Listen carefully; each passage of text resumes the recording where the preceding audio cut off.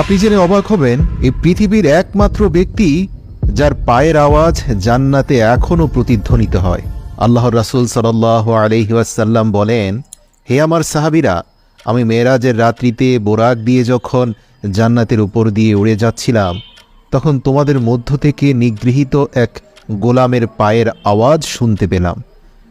তখন আল্লাহর রাসূল এমন একজন ব্যক্তির নাম নিলেন যে ছিল একজন গোলাম, গায়ের রং কালো, অত্যাচারিত, নিরীহ, নিপীড়িত। সকল সাহাবীরা অবাক হয়ে গেল। তারা বলল, ইয়া রাসূলুল্লাহ, এই ব্যক্তির পায়ের আওয়াজ জান্নাতে কেন প্রতিধ্বনিত হবে? তখন আল্লাহর রাসূল বললেন, হ্যাঁ, এটা আমার কথা নয়, এটা সরাসরি জিবরাইল আমিন আমাকে বলেছেন, এটা আল্লাহর নির্দেশ। প্রিয় দর্শক, আপনাদের জানিয়ে রাখি, উমাইয়া ইবনে খালফ ছিলেন মক্কার নেতাদের মধ্য হতে একজন গুরুত্বপূর্ণ এবং প্রভাবশালী নেতা।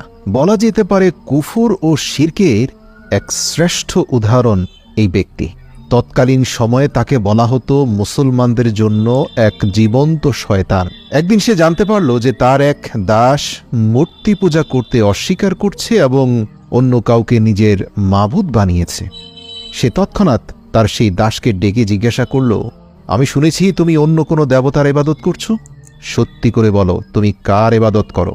গোলাম বলল, আমি মুহাম্মদ সাল্লাল্লাহু আলাইহি ওয়াসাল্লামের রবের ইবাদত করি।